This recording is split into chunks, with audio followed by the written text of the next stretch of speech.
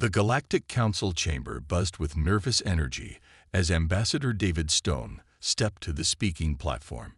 Representatives from 12 alien species watched with cold eyes as the lone human diplomat cleared his throat. "We come here today to issue one final warning," David said, his voice steady despite the hostile atmosphere. "The attack on our medical ship Hope's Light was unprovoked. 37 doctors and nurses died while treating refugees from the border conflicts. They wore clear medical insignia. They broadcast healing frequencies on all channels." General Vex of the Kraxi Empire leaned forward, his scaled face showing no emotion. "Your species spreads like a plague across our sectors. Your medical missions are nothing but spy operations." David's jaw tightened. Those were civilian medics, healers. They had families, children waiting for them to come home. The Geneva Conventions of Earth and the Galactic Medical Treaty both protect medical personnel during conflicts. A ripple of harsh laughter came from the Orion delegate section. Commander Nix spoke up, his voice dripping with disdain. "Human laws mean nothing here. Your kind should have stayed in their tiny corner of space." The chamber filled with murmurs of agreement. David looked around the room, seeing the same dismissive expressions on every alien face. Humanity had been the newcomers to galactic politics for only 50 years. They were seen as weak, primitive, and insignificant. "We are asking for justice," David continued. "Compensation for the families. A formal apology. Recognition that medical personnel are off-limits in any conflict." General Vex stood, his massive frame casting a shadow over the human ambassador. "Or what? Will you cry to your primitive gods? Will you write strongly worded letters?" The chamber erupted in alien laughter. David waited for the noise to die down before speaking again. "We have given you our warning. This is your chance to do the right thing, to show that galactic civilization has meaning beyond military might. Humans are soft," declared Admiral Zix of the Helix Federation. "You treat your enemies in hospitals. You feed your prisoners. You negotiate when you should attack. This is why you will always be minor players in galactic affairs." David nodded slowly, as if accepting their words. He reached into his jacket and pulled out a small recording device, placing it on the podium. "Let the record show that on this date, at this time, the Galactic Council was given formal notification of the unprovoked attack on human medical personnel. Let it show that we requested justice through proper diplomatic channels, and let it show that our request was denied with mockery and threats." He looked directly at General Vex. "You killed our healers. You laughed at our grief. You have made your position clear." The human ambassador picked up his device and headed toward the exit. Before reaching the door, he turned back one final time. "One morning. That's all we give. That's all anyone gets." As David left the chamber, the alien delegates continued their mocking laughter. General Vex called out, "Run home to your little blue planet, human. Maybe write a poem about your feelings." But something in the human's final words made a few of the more experienced delegates shift uncomfortably in their seats. There had been something cold in David's voice. Something final. Later that evening, in his private quarters, David activated a secure communication link to Earth. The face of General Hayes appeared on the screen. "How did it go, David?" "Exactly as expected. They refused to acknowledge wrongdoing. They mocked our request for justice. The Kraxi general actually bragged about killing our medics." General Hayes nodded grimly. "Then it's unanimous. The Joint Chiefs voted this morning. Operation Clean Slate is approved." David closed his eyes for a moment. 48 hours.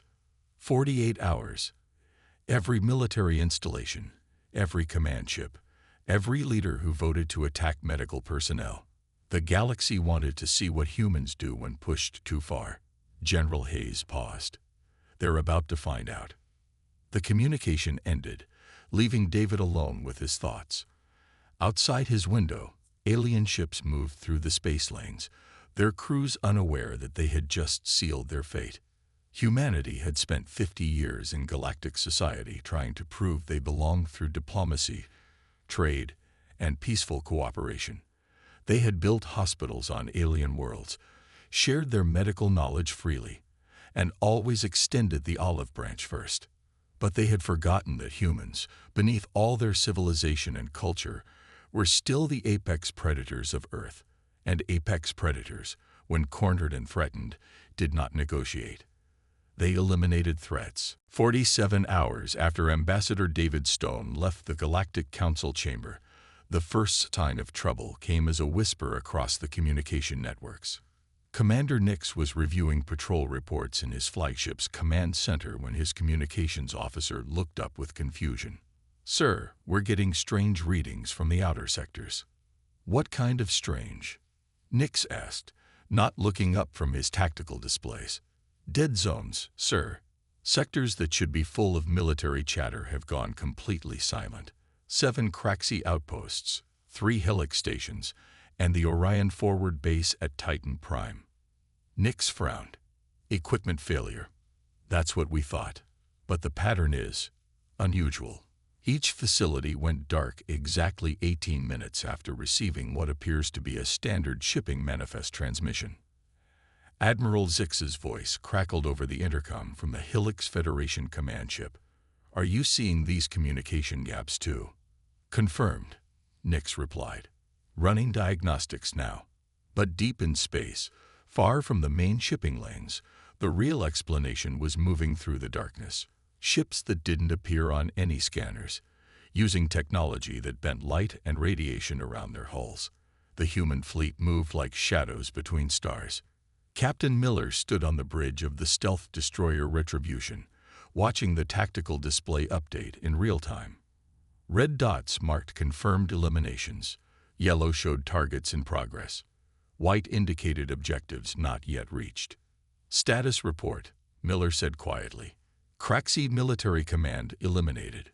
General Vex was in the middle of a victory celebration when the building disappeared, reported Lieutenant Garcia. The Orion base commanders were having dinner. The Helix Admiralty was reviewing expansion plans. Miller nodded. Each target had been carefully chosen. Not civilians, not merchants, not even regular soldiers. Only those who had voted to attack medical personnel. Only those who had laughed at human grief. Only those who had ordered the deaths of healers. "Surgical precision," Miller murmured. "No collateral damage." "The medics would have wanted it that way," Garcia agreed. Back in the Galactic Council sectors, panic was beginning to spread. General Vex's second-in-command, Colonel Rax, stood in the crater where the Craxi military headquarters had been just hours before. The building hadn't been bombed or blasted. It had simply vanished, along with everyone inside. "How is this possible?" Rax demanded of his science officer. "The energy signature is unlike anything in our databases. No radiation, no explosive residue, no debris field. It's as if the matter was converted to energy and dispersed at the molecular level." Similar scenes played out across 12 star systems. Military leaders who had attended the council meeting found their bases, ships, and command structures disappearing without warning. Always clean, always precise, always leaving the civilian populations completely untouched. On the council space station, emergency sessions were called. The remaining delegates gathered in smaller numbers now, their faces pale with fear. "Where are the humans?" demanded Admiral Cole of the Serpentine Union. "Their embassy is empty. Their trade ships have vanished. Their medical stations have gone dark." Counselor Dex pulled up a holographic display. "All human assets have been withdrawn from galactic space. They pulled back to their own systems 3 days ago.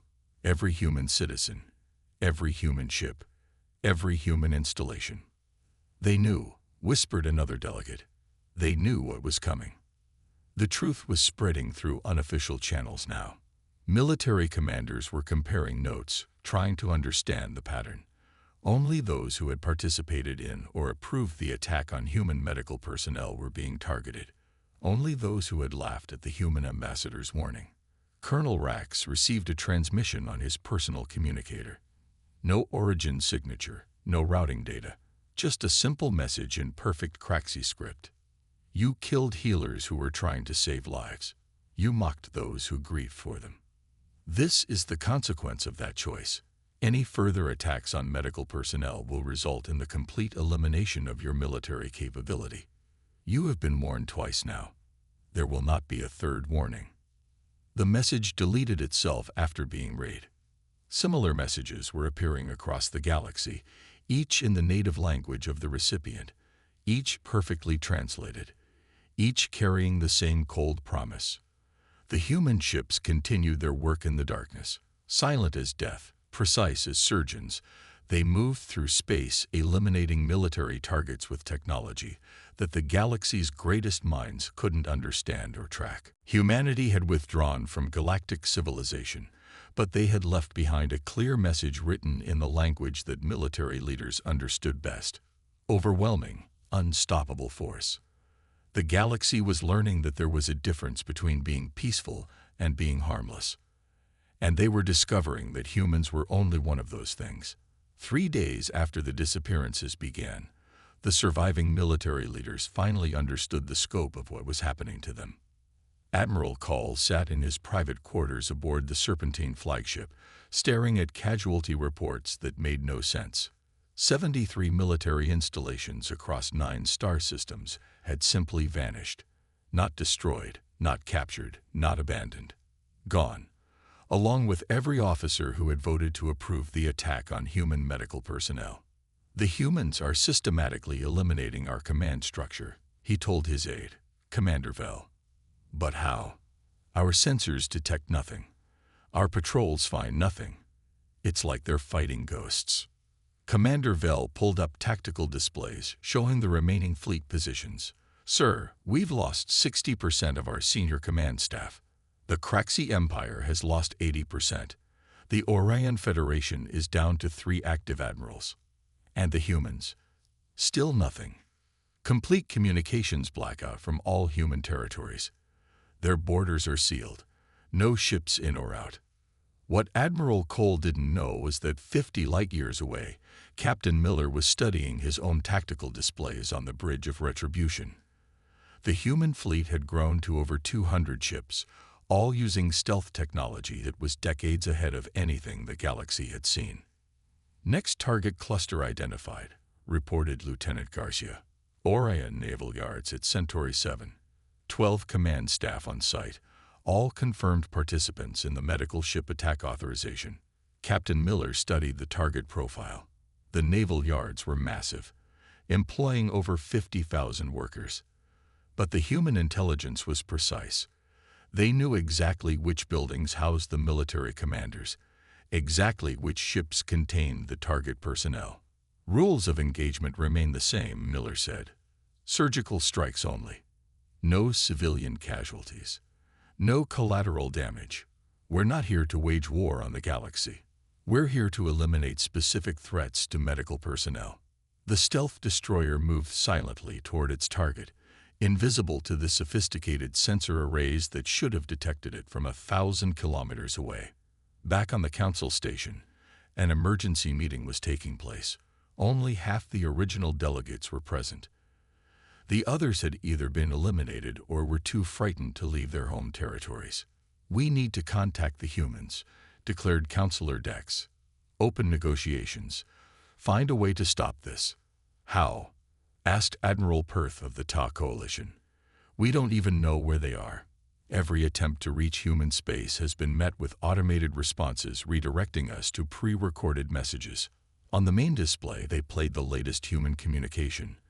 Ambassador David Stone appeared on screen, but this was clearly a recording made days earlier. By the time you receive this message, Operation Clean Slate will be in progress. We are not at war with the galactic community. We are not interested in conquest or expansion. We are simply eliminating individuals who made the decision to target medical personnel. The recording continued with Stone's calm, measured voice. Every person being targeted was directly involved in authorizing, planning, or executing the attack on our medical ship. Every target was given the opportunity to provide justice through diplomatic channels. That opportunity was refused with mockery and threats. "This is madness," shouted Admiral Perth. "They can't just decide to eliminate military leaders across the galaxy." But even as he spoke, reports were coming in of another successful human strike. The Ta Coalition Command Center had gone dark, taking Admiral Perth's own deputy commanders with it.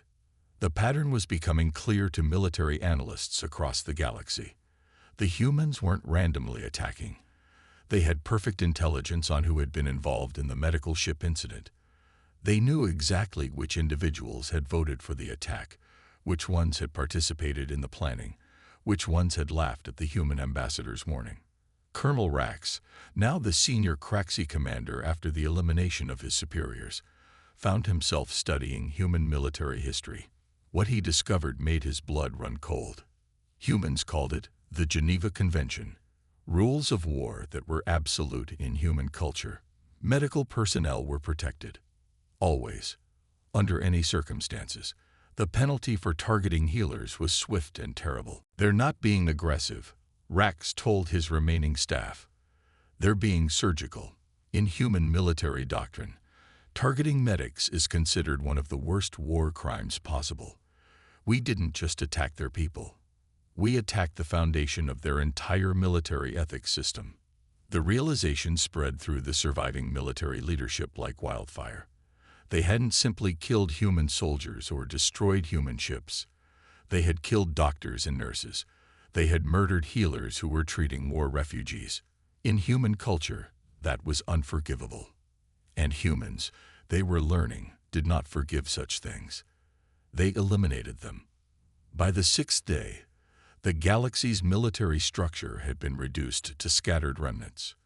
The human fleet had moved through space like a surgical instrument, removing every individual who had participated in the attack on medical personnel with precision that bordered on the supernatural. Commander Vell stood alone in what remained of the Serpentine command structure, reading the final casualty reports.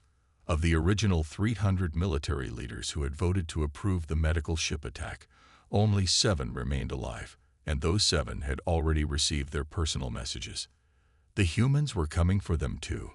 "Sir," his communications officer called out, "we're receiving a transmission from human space. It's different from the others." On the main screen, Ambassador David Stone appeared. But this wasn't a recording. This was live, real-time communication. "This is Ambassador Stone speaking to the remaining military leadership of the Galactic Council Coalition. Operation Clean Slate is nearing completion. We have eliminated 99.7% of individuals directly responsible for the attack on our medical personnel."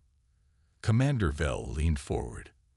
"Ambassador Stone, we wish to negotiate." "There is nothing to negotiate," Stone replied calmly. "We issued a warning. That warning was ignored with mockery and threats. We then proceeded to eliminate the threat to medical personnel. This phase is almost complete." Across the galaxy, the 7 remaining targets were receiving the same transmission. Colonel Rax watched from its heavily fortified bunker. Admiral Drake monitored from his flagship surrounded by the largest remaining fleet. General Yix had gone into hiding on a remote asteroid base. None of it mattered. Captain Miller's voice came through the communication channel. "Final targets have been acquired. All stealth units are in position." On the display, tactical markers showed human ships positioned perfectly around each of the 7 remaining targets. Ships that had moved through the most sophisticated sensor networks in the galaxy without being detected once. "How?" Colonel Rax demanded. "How are you doing this? What kind of technology allows you to move unseen through our space?" Ambassador Stone smiled coldly. "The same technology that allows our medical ships to reach disaster zones through war-torn space. The same technology that lets our doctors work in hostile environments. Stealth systems designed to protect healers have been adapted to hunt those who target them." The irony wasn't lost on the surviving military leaders. Human medical technology, designed to save lives, had been turned into the most effective military weapon the galaxy had ever seen. "We surrender," Admiral Drake broadcast from his flagship.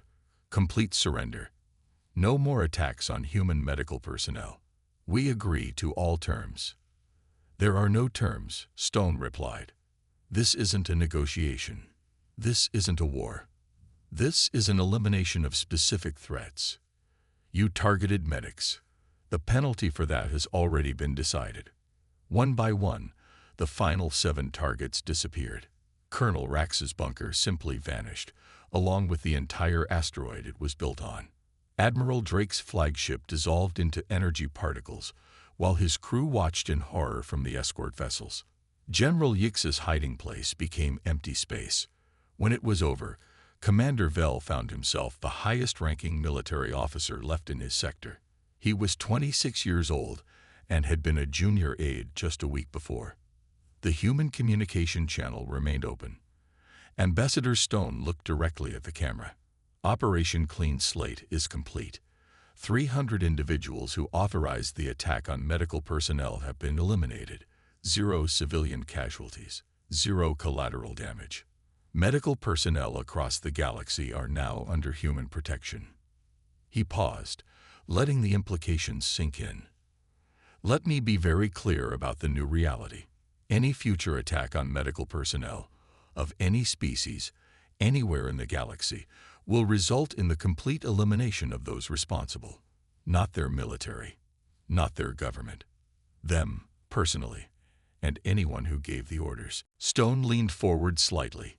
We spent 50 years trying to prove we belonged in galactic civilization through peace and cooperation. You taught us that some lessons can only be learned through force. Consider this lesson complete. The transmission ended, leaving the remnants of the galactic military to contemplate their new reality. Humanity had withdrawn from galactic affairs, but their presence could be felt everywhere. Invisible ships patrolled the space lanes. Silent watchers monitored every military communication. Medical ships now moved through the galaxy with impunity. No one dared to threaten them. The Red Cross symbol had become more feared than any military insignia. Commander Vell looked out at the stars and shuddered. Somewhere out there, human ships waited in the darkness, ready to eliminate anyone who forgot the lesson. The galaxy had learned that humans were peaceful. They had also learned that peaceful and defenseless were not the same thing. 6 months after Operation Clean Slate, the galaxy had settled into an uneasy new normal.